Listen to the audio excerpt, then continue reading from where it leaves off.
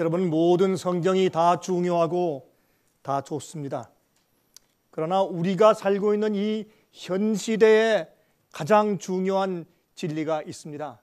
제가 늘상 많이 말씀을 드렸지만은 그 당시 그 시대에 해당되고 중요한 진리를 현대 진리라고 부릅니다.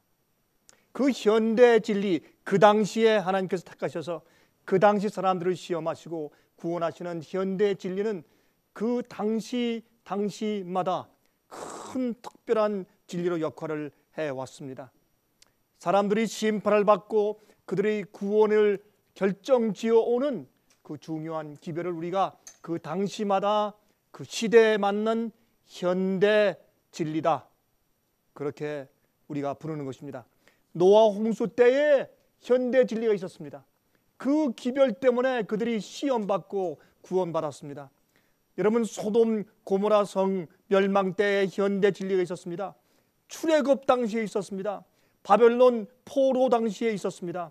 침례 요한과 예수님 당시에도 그 당시에는 현대 진리가 있었습니다.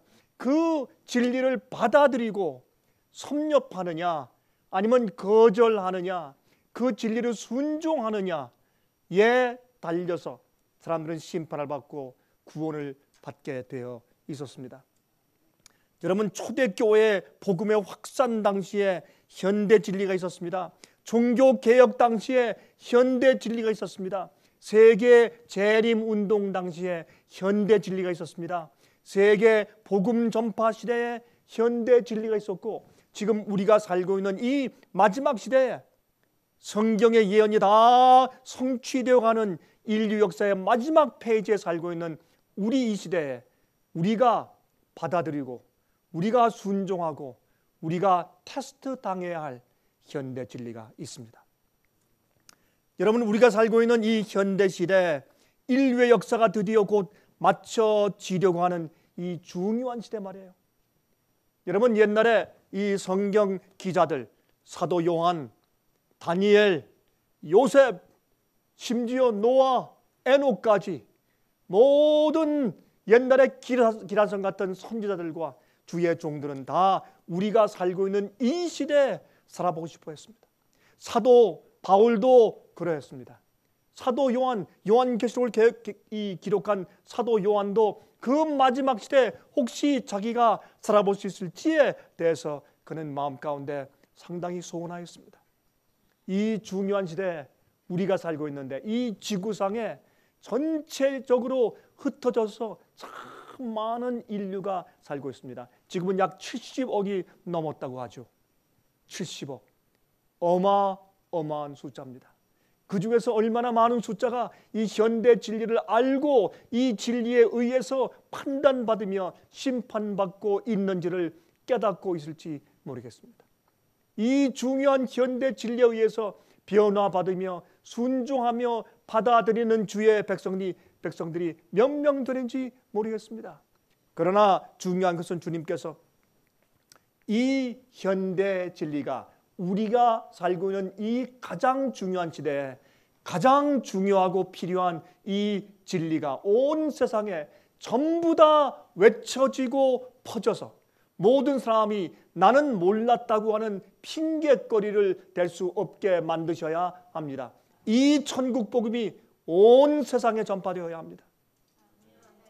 이 일을 일으키기 위해서 하나님께서는 이 세계 도처마다 하나님의 종들을 가지고 계시고 주의 백성들을 가지고 계셔서 준비된 자들을 통해서 성령의 크신 능력으로 마지막 한번 큰 복음의 확산 운동이 있게 될 것입니다. 우리는 지금 바로 그러한 절호의 찬스의 시대에 살고 있다, 그 말입니다. 여러분, 이 기별은 요한계시록 14장에 기록되어 있는데 요한계시록 14장에 짐승의 표의 환난에 대해서 설명해 놓으시고 예언하신 바로 그 다음에 그 직후에 모든 인류에게 주어지는 마지막 기별입니다. 다시 말해서 마지막 환난을 통과하기 전에 짐승의 우상이 세워지고 거기에 절하라고 강요되고 짐승의 표를 받지 않으면 사고 팔고 하게 하지 못하는 그런 강제 명령이 내리기 바로 직전에 우리가 준비될 수 있는 마지막 하나님의 자비의 기별이 지금 잔잔하게 퍼지고 있습니다. 이렇게 역사한 그 기별이 마지막엔 큰 소리 외침으로 세상에 나갈 때 세상은 그 기별을 통해서 결정지어지고 심판받게 될 것입니다. 여러분, 이 지구에 살고 있는 모든 사람들에게 이 놀라운 그런 역사가 주어지게 될 것입니다. 사람들은 경제적인 매매를 못하게 만드는 시대를 곧 맞이하게 될 것입니다. 여러분, 이 마지막 환난과 핍박 시대 바로 전에 여러분, 짐승의 표를 받는 자들에게 7 재앙이 쏟아지는 그런 놀라운 일이 있기 바로 직전에 우리가 살고 있는데, 다시 말해서 사람들의 마음을 준비시키고 내가 어떻게 할 것인가, 하나님의 인을 받을 것인가 아니면 짐승의 표를 받을 것인가를 결정 지을 수 있는 그 마음가짐이 준비되는 때에 살고 있는 것입니다. 그러면 우리가 어떻게 됩니까? 이렇게 사람들이 준비되게 하기 위해서 이 말씀과 기별을 우리가 할 수 있는 모든 힘을 다해서 확산시켜야 합니다. 그리고 때가 되면 그 기별을 가지고 일어나야 합니다. 한 번 더 외칠 때 그때 모든 사람들의 운명이 그것으로 결정지어지게 되는 것입니다. 예수께서 오셔서 십자가에 달리셨을 때 그 당시에 유대교회의 운명이 결정지어졌습니다. 교회의 운명이 결정지어지고 제사장들과 랍비들과 바리새인들과 모든 백성들의 운명이 결정지어졌습니다. 마찬가지로 이 세상에 하나님의 마지막 복음과 마지막 현대 진리가 높이 이제 들려서 외쳐질 때 이 세상 전체의 많은 사람들의 운명이 드디어 결정지어지게 되는 것입니다. 그 다음에 예수께서 오실 것입니다. 예수님께서 이 땅에 이제 오실 것입니다. 여러분 아십니까? 사람들이 별로 잘 알지 못하는 사이에 한 가지 놀라운 사실이 이 세상에 벌어지고 있습니다. 지금 우리가 살고 있는 이 시대를 요즘엔 드론 소사이어티라고 부릅니다. 그것은 무인 정찰기 시대라 그렇게 부릅니다. 여러분이 무인 정찰기는 뭐냐면 아주 소형에서 큰 대형 비행기들이 있는데 어떤 때는 이런 곤충 같은 조그만 벌레처럼 조그맣게 만들어요. 이것들은 군사적인 목적으로 처음에 쓰였지만은 이것이 점점 발달되면서 산업화되고 또 정보화되어서 이제는 세상 어느 도처에도 다 들어가서 사람들을 감시하고 회사를 감시하고 가정을 감시하고 나라의 통치 기구를 감시하는 어마어마하고 무시무시한 기계로 발전하게 되었습니다. 여러분, 이 드론 무인 정찰기는 이것은 보통 무서운 것이 아닙니다. 여러분, 요즘에 큰 이슈가 되었죠. 여러분, 이 미국 사회에도 우리가 살고 있는 이 시대에 이 자유주의 나라에도 각 주마다 각 도시마다 필요할 때는 무인 정찰기들이 돌고 있습니다. 어떤 데는 조그만 벌레 같은 모습으로, 어떤 데는 좀 큰 비행기 모습으로, 어떤 데는 아주 적은 소형 비행기 모습으로 이 우리가 살고 있는 지역을 돌면서 감청을 하는데, 도청을 하는데 우리가 말하는 모든 음성들, 또 우리가 보내는 모든 메일들, 또 우리가 살고 있는 모든 것들, 우리가 이 왔다 갔다 하고 왕래하는 모든 일거수일투족들이 그것이 기록되고 그것이 정보화되고 수집되고 살펴지고 있다는 사실을 여러분들이 아셔야 합니다. 여러분, 정말 하늘 인공위성에서 이제 이 지구를 돌고 있는 인공위성들이 돌면서 어떤 신호를 보내면 어떤 지역에 있는 모든 정보가 금방 수집되고 이젠 모든 사람들을 감시하는 놀랍고 두려운 사회에 우리가 살고 있습니다. 여러분, 이 사실은 많은 사람들이 지금 이것 때문에 좀 아는 사람들은 굉장한 지금 이 반감을 가지고 항의를 하려고 하지만은, 그러나 이 음성이 점점 억압되면서 별로 큰 소리로 나가지 않는 것을 우리가 보게 됩니다. 여러분, 지금 우리는 글로벌 시대에 살고 있습니다. 이 지구 정체, 여러분이 지구촌 시대 그렇게 말을 하죠. 어떤 교회는 지구촌 교회 그렇게 말을 합니다. 우리는 정말 지구촌 시대, 글로벌 시대에 살고 있습니다. 이 세상이 하나가 되어 있는 시대, 하나의 명령이, 한 가지의 명령이 온 세상을 지배할 수 있도록 준비되어 있는 시대에 우리가 살고 있습니다. 여러분 무슨 말인지 아십니까? 하나의 명령이 온 지구촌을 다 다스릴 수 있는 그런 시대에 우리가 살고 있습니다. 여러분 이럴 때에 복음이 동시에 갑자기 같은 시대, 같은 시간대에 전파될 것입니다. 이렇게 할 수 있는 가능성을 가진 시대가 과거에 여러분 어디 있었습니까? 없었습니다. 50년 전입니까? 아닙니다. 20년 전입니까? 아닙니다. 여러분 20년 전만 해도 인터넷이 이렇게 발달하지 못했습니다. 10년 전만 해도 우리가 아는 인터넷이 이렇게 발달하지 않았습니다. 여러분 100년 전에요? 아닙니다. 지금 우리가 살고 있는 이 시대는 동시대에 갑자기 복음이 다 전파될 수 있는 놀라운 기회를 가지고 있는 시대가 되었습니다. 이런 시대는 과거에 있은 적이 없습니다. 그래서 성경은 말이죠, 마지막 시대 사람들이 빨리 왕래한다 그랬습니다. 그리고 지식이 증가한다 그랬습니다. 여러분 그런 이후에 이 세상에 나라가 있어 온 이후에 있어 본 적이 없는 그런 개국 이래로 없던 환란이 임할 것이라고 말씀을 하셨습니다.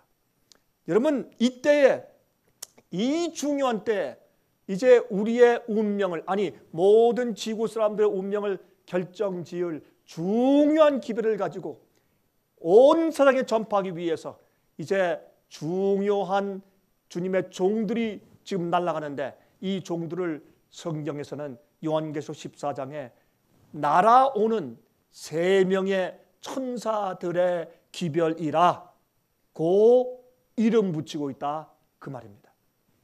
여러분 그러므로 이 3명의 천사들이 하는 말이 무엇인가 하는 것을 우리 성경을 좀 펴서 같이 읽어보도록 하겠습니다. 요한계시록 14장 6절부터 12절입니다.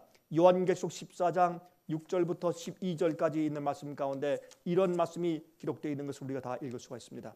또 보니 다른 천사가 공중에 날아가는데 땅에 거하는 자들 곧 여러 나라와 족속과 방언과 백성에게 전할 영원한 복음을 가져왔더라. 여기에 다른 천사입니다. 왜 다른 천사입니까? 이제 이 하나님께서, 하나님 아버지께서 예수께 주시고 예수께서 천사를 통해서 사도 요한에게 이 마지막 요한계시록 계시를 펼쳐서 보여주시는데, 그 계시를 보여주는 사람은 천사였습니다. 그것은 예수님 옆에 있던 가브리엘 천사입니다. 천사장입니다. 근데 그 천사가 와서 이제 이 계시를 보여주고 있는데, 그 천사 말고 다른 천사가 하늘에서 날아온단 말입니다. 그때마다 어느 중요한 대목마다 더 강조하고 더 확실하게 보여주기 위해서 다른 천사를 하늘에서 예수님께서 파견하시는 것입니다. 그래서 다른 천사가 공중에서 날아옵니다. 근데 모든 나라와 족속과 방언과 백성에게 전할 영원한 복음을 가지고 있습니다. 아니 복음, 아니 기독교 가지고 있는 것은 복음 아닙니까? 예수 믿는 거 아니에요? 예수 믿지 않는 사람들이 어디 계세요? 지금 다 예수 믿습니다. 그러니까 다 교회 나가고, 지금 예수를 알거나 믿는 사람들이 이 세상에 수십억입니다. 무엇이 특별하다고 마지막 시대에 이 중요한 현대 기별에 영원한 복음이 또 들어옵니까?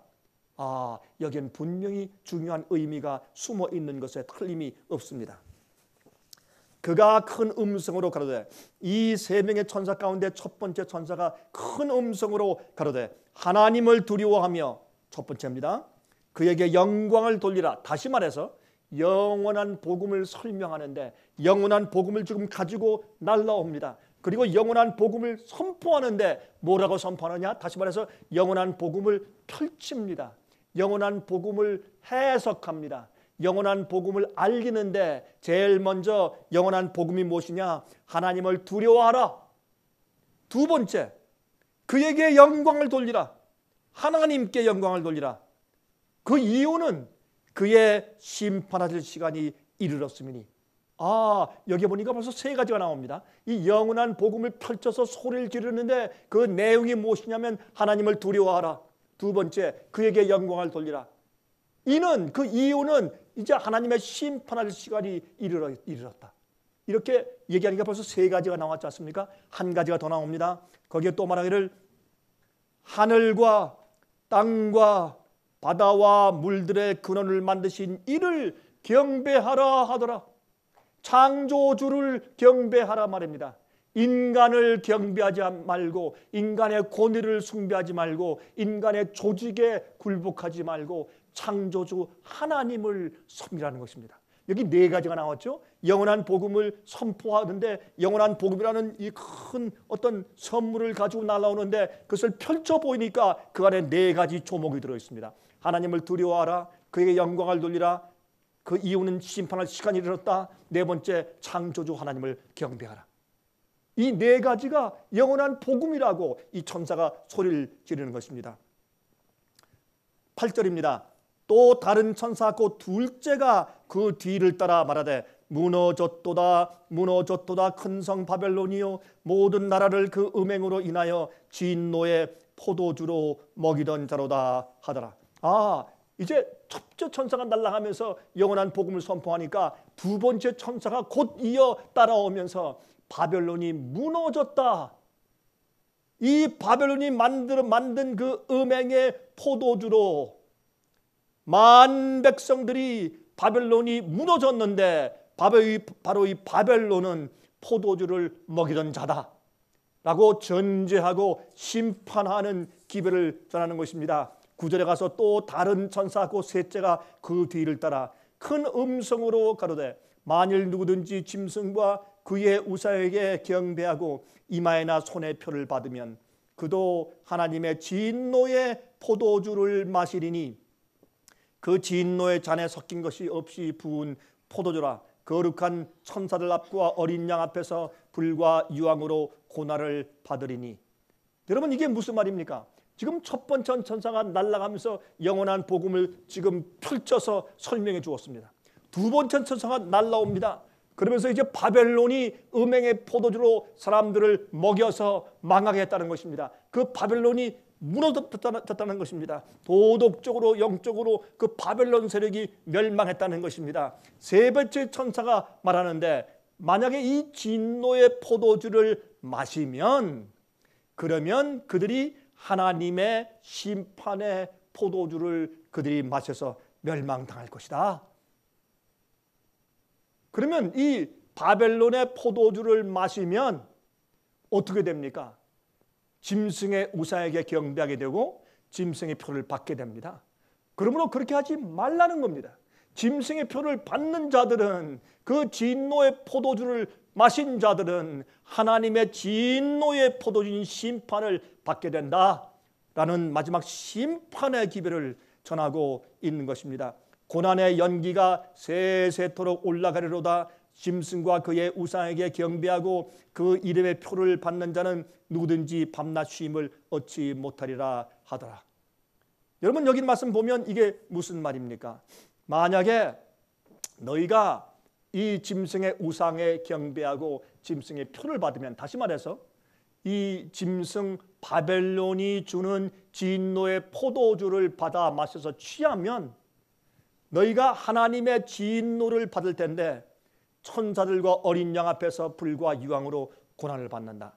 여러분, 성경 가운데서 천사들과 어린 양 예수님 앞에서 유황불의 경험을 하고 고통당해 죽는 그런 말씀이 기록되어 있습니까? 그렇습니다. 그것이 요한계시록 20장에 기록되어 있습니다. 그것은 이제 천년기 이후에 의인들에 대한 모든 테스트가 끝나고 악인들에 대한 심판이 다 끝난 다음에 여러분, 악인들에게, 두 번째 부활한 악인들에게 하늘에서 불과 유황이 내려와서 그들을 태우는데 그 앞에 흰 보좌에 앉아 계신 예수 그리스도 어린 양이 앉아 계시고 천천만만 천사가 있습니다. 그 앞에 성도들이 있습니다. 그 앞에서 그들이 최종적으로 언도를 받고 그들이 태워 죽음을 받는 지옥불의 경험이 있는 것입니다. 그러므로 그들이 앞으로 어떤 경험을 당할 것인가? 짐승의 표를 받기 위해서, 당장 편하기 위해서, 당장 먹고 살기 위해서, 당장 타협하는 것은 당장 안전하고 편할지 모르지만은, 그러나 하나님의 큰 진노의 잔을 받을 것이라는 그러한 하나님의 경고가 세 번째 천사에 의해서 여기 발해지고 있는 것입니다. 그 다음에 여기 보면 12절에 가서 말이죠. 여러분, 지금까지 첫째와 둘째와 셋째 이 세 명의 천사가 지금 하늘에서 날아오면서 이 인류를 향해서, 지구를 향해서 마지막 현대 기별을 외치고 있는데, 이 모든 말씀을 하나로 썸머라이즈해요. 하나로 뭉뚱그려서, 하나로 종합하고 요약해서 맨 마지막에 한마디로 말하는데, 어떤 의미에서 요한계시록 14장 12절은 이 첫째와 둘째와 셋째 천사가 각각 자기의 기별을 전한 다음에 세 명이 함께 부르는 합창입니다. 여러분, 다시 말해서 이 세 천사가 이 중요한 마지막 현대 기별을 1절과 2절과 3절을 부른 다음에 후렴을 이 세 명의 천사가 함께 목소리를 합쳐서 합창을 부르는데, 그 합창의 내용은 무엇이냐? 이것은 세 천사들의 마지막 현대 기별, 경고의 기별의 요약입니다. 이렇게 말하고 있습니다. 성도들의 인내가 여기 있나니 저희는 하나님의 계명과 예수 믿음을 지키는 자니라. 이것이 이 마지막 시대에 이 세상에게 현대 기별을 전파하는 하나님의 세 천사들의 합창입니다. 그 마지막 기별의 요약입니다. 이렇게 이 6절부터 12절까지의 말씀을 여러분께서 이해하시면 틀림이 없습니다. 이것이 가장 간단하게 우리가 이것을 애널라이즈 할 수 있는, 분석할 수 있는 길이라고 해도 과언이 아닙니다. 제가 이 말씀을 읽지 않겠습니다만은, 여러분 요한계시록 1장 1절부터 3절까지 보면 거기에 하나님께서, 아버지께서 예수님께서 천사에게 주어서 천사가 요한에게 이제 보여준, 이제 곧 이르러 올 사건들을 하나님께서 미리 보여주신다고 그렇게 기록되어 있습니다. 근데 여기에 보시면, 여기에 이제 하나님께서 요한에게 그 천사를 보내서 지시하신 것이라 그랬어요. 근데 천사가 와서 지시하신 것이다. 근데 이 말씀 가운데 영어에는 어떻게 그 속히 될 일을 그 종들에게 보여주시려고 지시하셨다. 이 말씀 가운데는 무슨 말씀이 들어가 있냐면 영어로 signify. 그 말은 어떤 상징적인 sign, 상징적인 언어로 보여주셨다라는 의미가 그 속에 들어가 있습니다. 그래서 요한계시록은 무엇이 많이 있습니까? 상징이 많이 있습니다.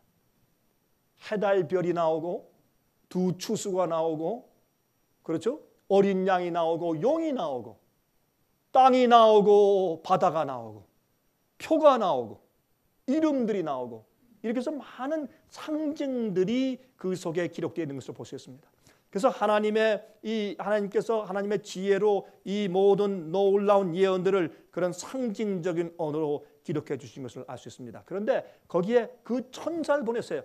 The angel이에요. 그러면 가브리엘 천사 한 명이 와서 이제 보여주는데, 그 천사 말고 다른 천사들을 그때마다 보여주시기 때문에 다른 천사들이 나타납니다. 특별히 요한계시록 14장 안에 다른 천사가 제일 많이 나타납니다. 왜요? 가장 중요한 마지막 시대에 가장 중요한 기별을 선포하기 때문에 그 세 천사의 마지막 현대 기별이 있을 뿐만 아니라 또 다른 천사들이 무엇을 합니까? 추수하는 일을 해요. 그래서 이 다른 천사들이 가장 많이 등장하는 것이 요한계시록 14장인데, 그만큼 이것은 지구의 역사의 마지막 중요한 장면이기 때문에 그러합니다. 여러분, 그런데 여러분께서 이렇게 생각하시면 돼요. 이 세 천사가 각각 따로따로 활동을 하는 것이 아닙니다.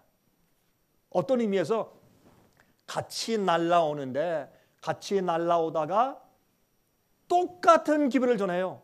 하나의 기별이에요. 세 가지 기별이 아닙니다. 여러분, 똑같이 하나의 기별을 한꺼번에 함께 전하는데 그것을 요령 있게 조금씩 나누어서 1절, 2절, 3절을 부르고 합창을 하는 것입니다. 한 찬송을 같이 부르는데 조금씩 그 내용의 순서를 나누어 준 것뿐입니다.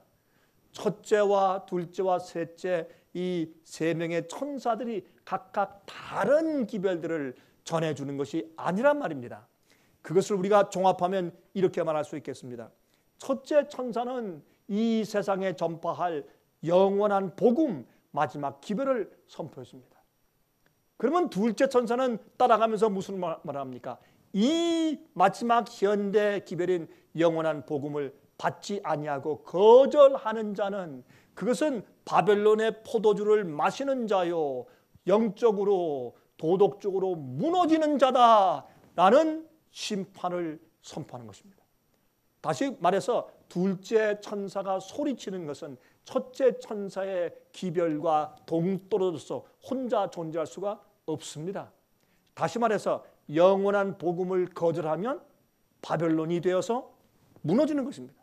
그러면 셋째 천사는 달려오면서 이제 이것이 마지막 시대 짐승의 표와 짐승의 우상의 사건으로 드러나고 폭로되게 되어 있는데 누가 영원한 복음을 받아들였는지, 누가 바벨론의 포도주에 취해 버렸는지를 폭로하기 위해서 이제 마지막 사건이 이르러오는데 그게 짐승의 표의 사건이에요.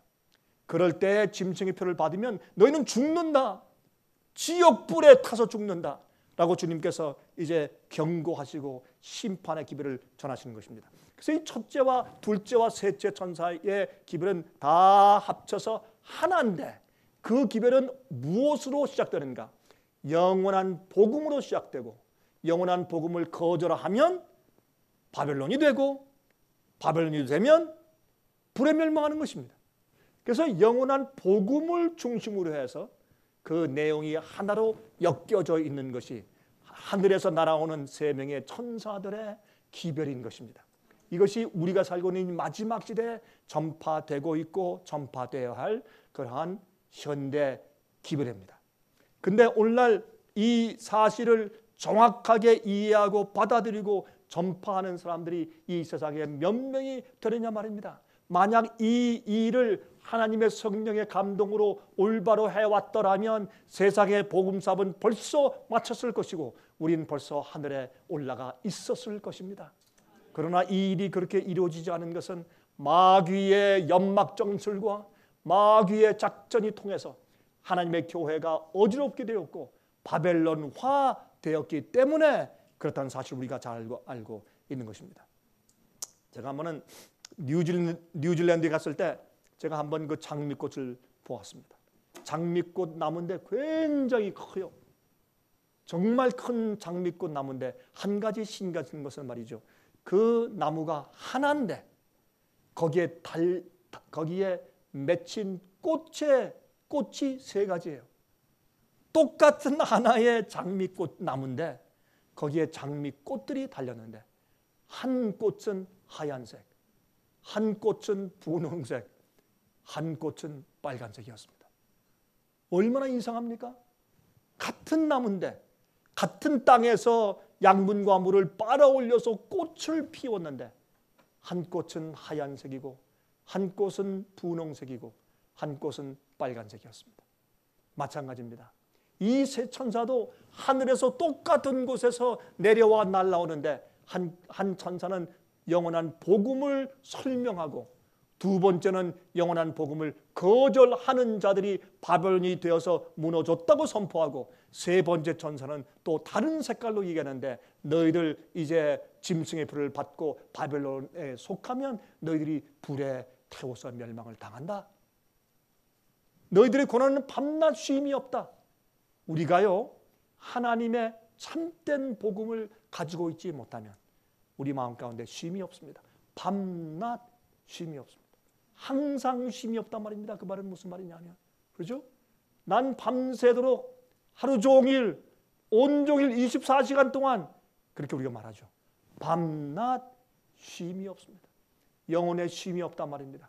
하나님께서 우리 죄를 용서하시고 구원하시고 우리 마음에 평안을 주시고 우리를 구원하시는 복음은 한 가지 종류밖에 없습니다. 그 복음은 변화시키시는 복음입니다. 죄를 용서하시되 죄의 모든 상처와 죄의 파워에서 우리를 건져내시고 해방하시고 치료하시는 복음입니다. 그 복음 이외에 다른 복음 없습니다. 참된 구원의 복음을 우리가 받고 경험해야 그 속에서 참된 구원의 쉼이 있습니다. 그 영원한 복음이 아니면 밤낮 쉼이 없습니다. 여러분, 아무리 쉼을 얻으려고 해도 쉼을 느낄 수가 없는 것입니다. 자, 하나만 더 말씀드릴까요? 여러분, 이번에 우리가 대통령이 다시 재선됨으로 이제 곧 며칠 있으면 다가오는 2013년부터 우리는 특별 국가종합보험에 들게 되어버렸습니다. 그래서 우리가 오바마 케어리라고 부르죠. 우리에게 많은 혜택을 주고 좋은 것을 줄 수 있는 것도 사실입니다. 특별히 보험이 없는 사람들, 가난한 사람들, 여러분 그런 사람들에게는 꽤 많은 혜택이 이르러 오는 것도 사실입니다. 여러분 그렇다고 해서 다 공짜로 오는 것은 아니죠. 우리가 다 돈을 내고 뭐 텍스 내는 식으로 돈을 다 내야 되죠. 그러나 이제 많은 것들의 혜택이 우리에게 주어지는 것이 사실입니다. 보험회사들의 횡포에서 우리가 어느 정도 국가의 힘으로 보호되는 것도 사실입니다. 다시 말해서 우리가 받는 혜택들도 꽤 많이 있다는 것을 제가 인정하는 것입니다. 그러나 많은 사람들이 잘 이해하지 못하는 그 뒤에 숨겨져 있는 비밀이 있습니다. 그것은 무엇인가? 컨트롤입니다. 이것은 무서운 법입니다. 여러분, 클린턴 대통령이 자기 부인 영부인인 힐러리를 통해서 이 법안을 통과시키기 위해서 굉장히 애를 쓰다가 정계에 막혀서 통과시키지 못하고 그 인기 있는 대통령도 실패하고만 그 법안입니다. 그런데 갑자기 이름 없는 한 흑인이 갑자기 상원 의원에 당선되더니 4년 만에 대통령에 도전을 해서 힐러리 클린턴 그 막강한 대선 후보자를 누리고 대통령에 당선되었습니다. 이것은 여러분 민주당 안에서의 물론 그 일이었죠. 그 다음에 여러분이 존 맥케인시를 누리고 대통령에 당선되더니 이번엔 또 정말 굉장한 어떤 이슈에서 경제적으로 전쟁적인 입장에서 굉장한 수세에 몰려있게 된 그런 입장에 생겼습니다. 많은 사람들이 이제는 마음이 흔들리고 심지어는 어떤 소수민족과 흑인들의 마음도 흔들려서 이제 현직 대통령을 찍지 않고 밋 람니 주지사를 찍을 것 같은 그런 분위기가 생겼습니다. 여러분 그런데 한 여자가 나타났습니다. 한 여자가 나타나서 휩쓸고 나니까 정세가 바뀌었습니다. 그 여자 이름이 샌디였습니다. 샌디라는 이름을 가진 이 폭풍이요, 허리케인이 2,000마일의 폭을 가지고 말이죠, 미 동부를 쳤습니다. 20여 개 주를 쳤습니다. 그때 굉장한 일이 벌어졌습니다. 그런데 이 일이 생길 때 여러분 그 오바마 대통령을 반대하던 그런 주지사들이나 공화당 사람들과 대동해서 한꺼번에 작업복을 입고 그 현지에 다니는 그런 대통령의 모습이 TV 화면에 나타나기 시작했습니다. 전세가 바뀌었습니다. 여러분 참 이상한 일이죠. 그렇게 돼서 결국에 와선 이 일이 큰 재난으로 몰려왔지만은 그러나 이상하게도 이것이 섭리가 돼요.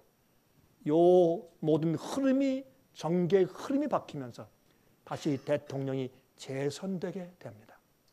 이제부터는 여러분 이 오바마 대통령의 레가시는 그가 당선된 다음에 오바마 케어를 만든 것입니다.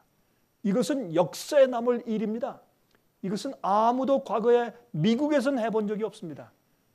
이 민주주의 국가에서 오바마 케어 같은 이러한 개인들을 전부 다 컨트롤하는 이런 제도는 감히 생각할 수 없고 이것은 미국의 헌법과 맞지 않는 의도인 것입니다. 그러나 이것이 이루어졌습니다. 이제 며칠 있으면 2013년부터 우리가 오바마 케어에 들어가게 됩니다.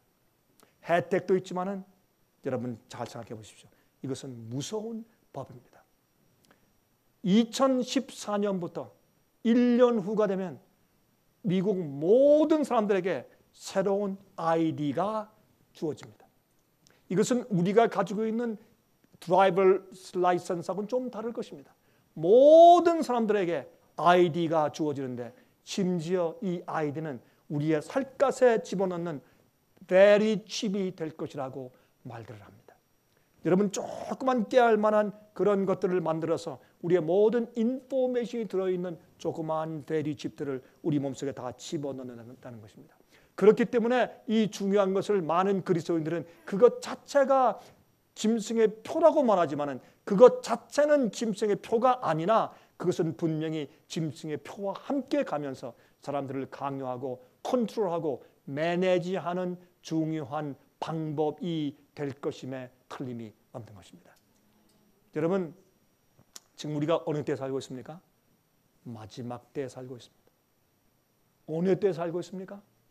마지막 역사의 마지막 최후의 페이지에 살면서 이제는 하나님께서 모든 사람들을 다 심판하시고 테스트하시는 마지막 기회를 세상에 떠올릴 수밖에 없는 그 마지막 기회에 우리가 살고 있는 것입니다. 이럴 때 우리 시대에 주어지는 현대 기별은 무엇입니까? 영원한 기별입니다. 그런데 복음을 모르는 사람이 어디 있어요?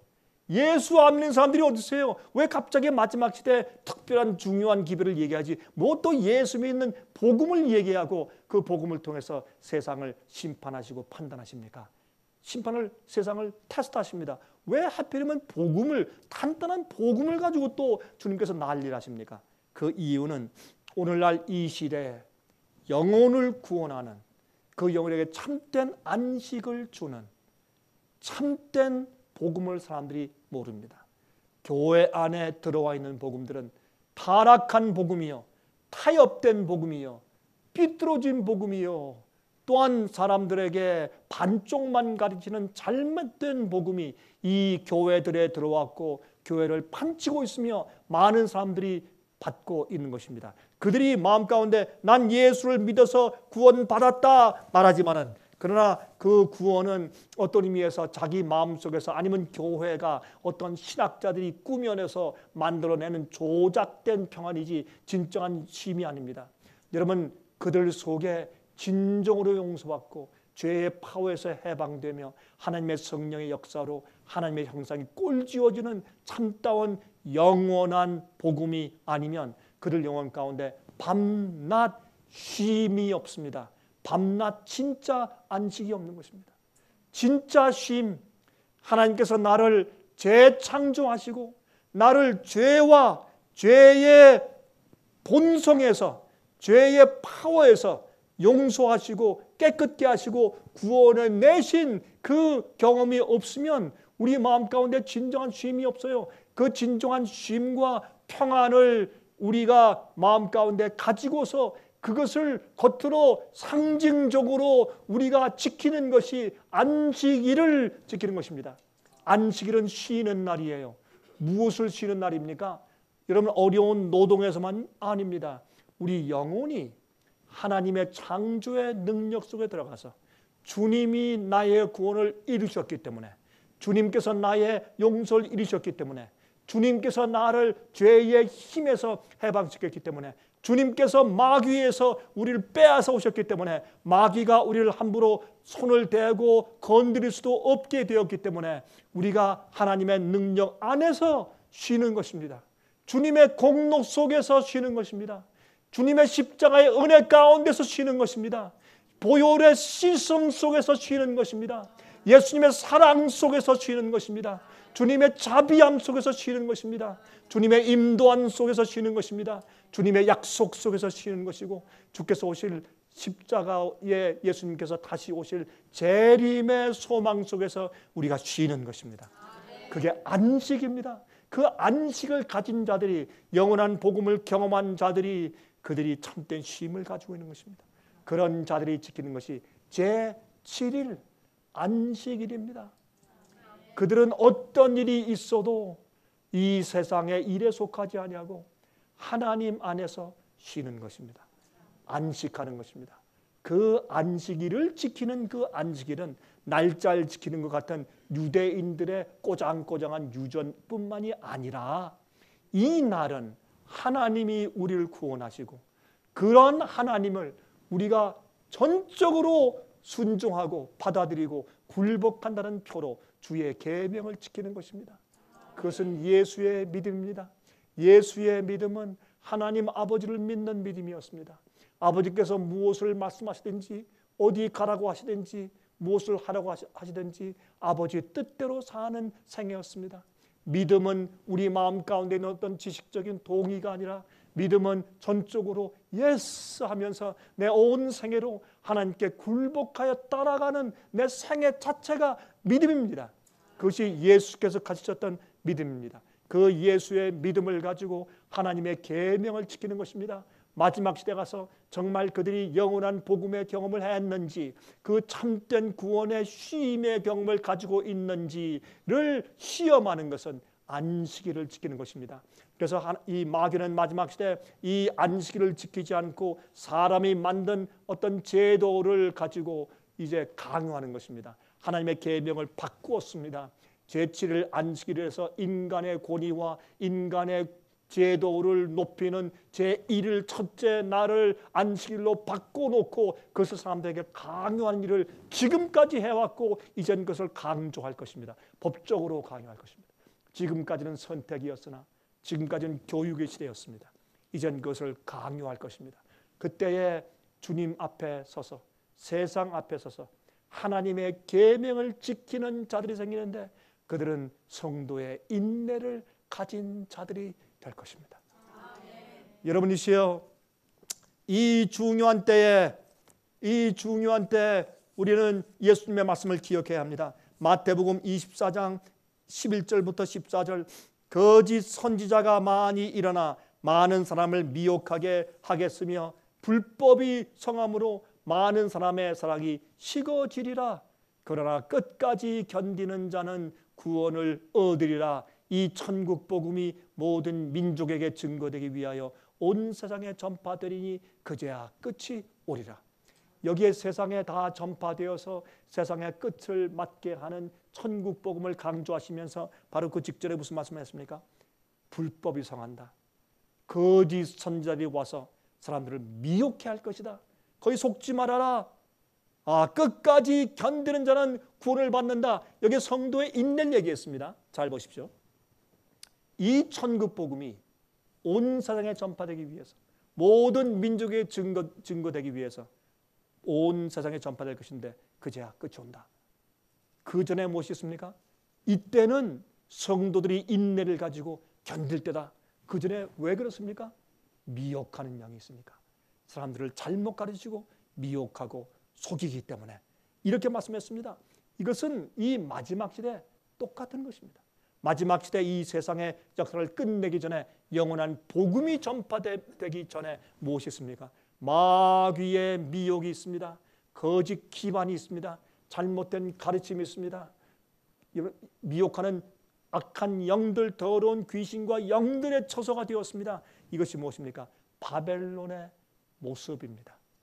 여기에서 진리를 고소하는 데는 인내가 필요합니다. 여러분, 인내가 필요하십니까? 친구들의 오해 속에서 인내가 필요합니까? 가족들의 질시 속에서 인내가 필요합니까? 친척들의 고소와 비난 속에서 인내가 필요합니까? 잘 알고 있던 동창들이 이상한 눈초리로 쳐다보는 데서 인내가 필요합니까? 남편들의 핍박에서 인내가 필요합니까? 부인들의 핍박에서 인내가 필요합니까? 잘 이해하지 못하는 사람들의 눈초리 속에서 인내가 필요합니까? 그렇습니다. 그러나 이제 곧 앞으로는 이것은 아무것도 아닙니다. 엄청난 분노와 핍박이 주님의 백성들, 여자의 남은 무리들에게 다가옵니다. 이때 성도들의 견디는 인내가 필요할까요? 그렇습니다. 엄청난 인내가 필요합니다.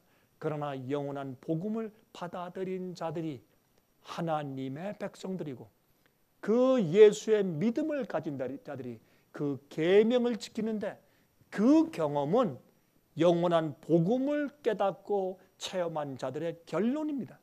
이 복음에는 하나님의 계명을 지키는 목록이 반드시 들어있는 것입니다.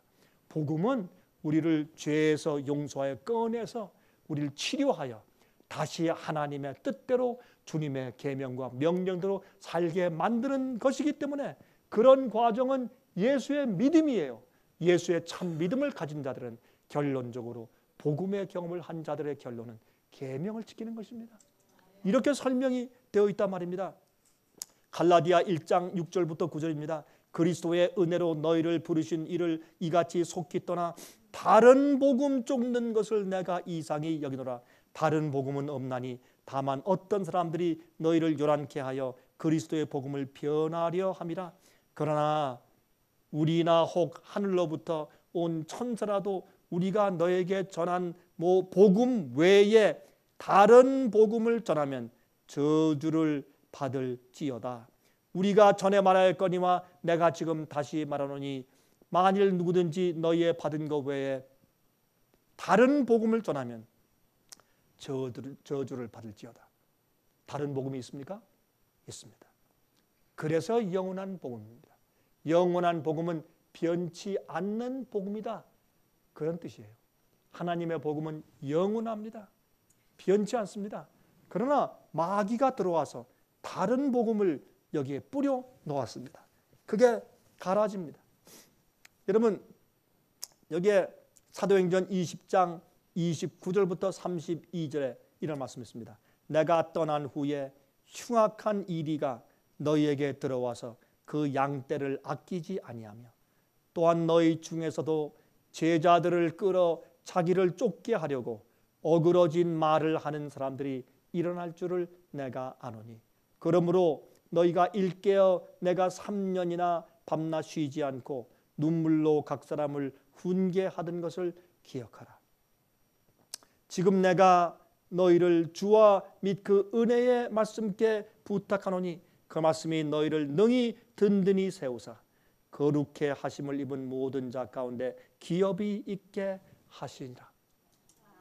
여기 보면 이 이리가 들어와서 교회의 양들을 먹을 것이다, 주의하라 하는 얘기를 사도 바울이 말씀했고 그는 갈라디아서에 다른 복음이 들어올 것을 주의하라고 경고한 것을 우리가 볼 수가 있습니다.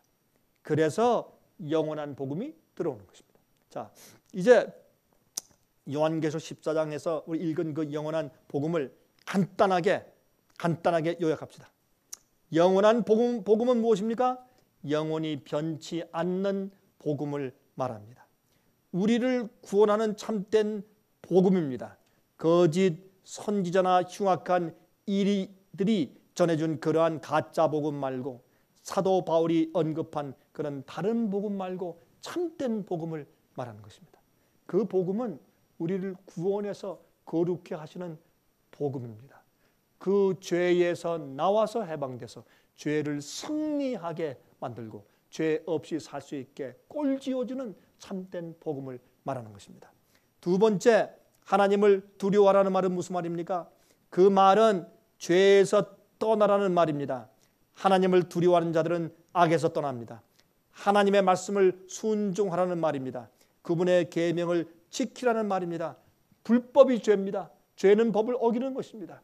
그러므로 하나님을 두려워하는 자들은 악을 떠나 죄를 떠나 하나님의 계명을 순종하라 하는 얘기가 성경에서 하나님을 두려워하라 라는 말로 표현되어 있다 그 말입니다. 그에게 영광을 돌리라 무슨 말입니까? 우리가 하나님의 말씀을 순종하고 그의 계명을 지키면 우린 죄에서 벗어납니다. 죄는 불법이니까 모든 사람이 범죄하여서 우리가 하나님의 영광에 이르지 못했다고 했습니다. 그래서 우리가 죄를 승리하고 죄에서 벗어나면 어떻게 됩니까? 주님의 형상이 우리 속에서 다시 회복되는 것입니다. 주님의 형상이 무엇입니까? 우리의 코입니까? 우리의 눈입니까? 우리의 손과 발입니까? 무엇입니까? 물론 우리의 육체적인 형상도 하나님의 형상을 본받았다고 봐야 되겠죠. 그러나 하나님은 영이십니다. 빛이십니다. 하나님의 형상은 하나님의 품성입니다. 하나님의 마음입니다. 하나님의 뜻과 품성과 마음과 사랑의 정부의 기초는 하나님의 계명, 법 가운데 있는 것입니다. 그래서 불법한 자가 계명을 지키고 순종한 자로 변하면 하나님의 형상이 우리 속에서 회복되는 것입니다. 그것이 무엇입니까? 복음의 능력입니다. 그래서 우리가 하나님께만 영광을 돌리라 하는 말은 하나님의 형상으로 변화되라는 말입니다. 그 다음에 심판할 시간이 이르렀다. 무슨 말입니까? 이런 말은 오늘날 교회들에서 전해지고 있는 통속적인 타협된 복음을 심판하는 것입니다. 참되게 믿지 않는 자들에게 심판이 있습니다. 하늘에서 책을 펴고 심판하는 일이 있습니다. 그러므로 주님께서 누가 진정으로 참된 복음을 받았는지 받지 않았는지에 대해서 주님께서 심판하시고 테스트하십니다. 지금은 조용하게 각 사람들의 마음 속에서, 각 사람들의 생애 속에서 심판이 지나갑니다. 이제 곧 짐승의 표에 환란이 오면 전체 세상적으로 드러나게 심판이 지나갑니다. 무리가 갈라집니다. 짐승의 표를 받는 자들과 하나님의 인을 받는 자들. 눈에 보이게 그룹으로 심판이 지나가서 드러나게 되는 것입니다. 여러분, 그 다음에 하늘과 땅과 바다와 물들의 근원을 만드신 이를 경배하라 하더라. 이것은 창조주를 경배하라는 말씀입니다. 하나님의 창조의 원래 상태로 돌아가라는 말이죠. 창조주께서 명령하신 그 원래 상태의 진리로 돌아가라는 말입니다.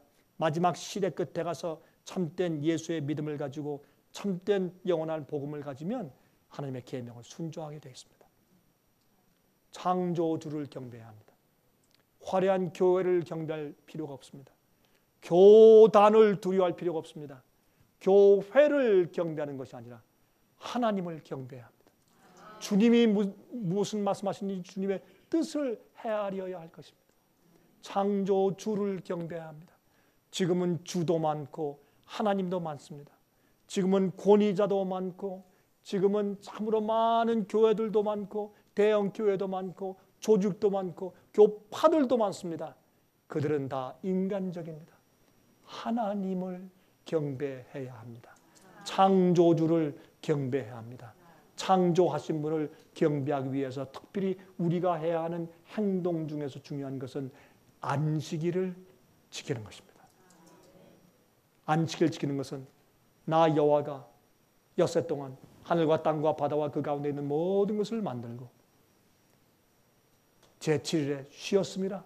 그러므로 이 네 번째 계명 속에는 창조주를 경배하는 법칙이 아주 자세하게 기록되어 있습니다. 그래서 이 모든 것을 하나님께서 뭉뚱그려서 하늘과 땅과 바다와 물들의 근원을 만드신 이를 경배하라 하더라 그랬습니다. 여러분, 이것은요 영적으로 정말 간절히 원하고 성령의 지도를 받는 사람들은 다 깨닫고 받아들이고 이해할 수 있는 것입니다. 그러나 진리를 거절하고 마음을 열지 않는 사람들은 10년, 20년, 100년 동안 듣고 배워도 깨닫지 못하는 것이 진리의 오묘함입니다. 여러분, 우리를 구원하시는 하나님은 창조주이십니다. 참된 복음을 믿지 아니하면 그들의 이기적인 욕망에 맞는 타협된 복음을 받기로 선택하게 됩니다. 여러분, 복음 그러면 간단한 것 같지만 다른 복음과 진짜 복음, 사람들이 왜 이 복음 저 복음을 택하는 줄 아십니까?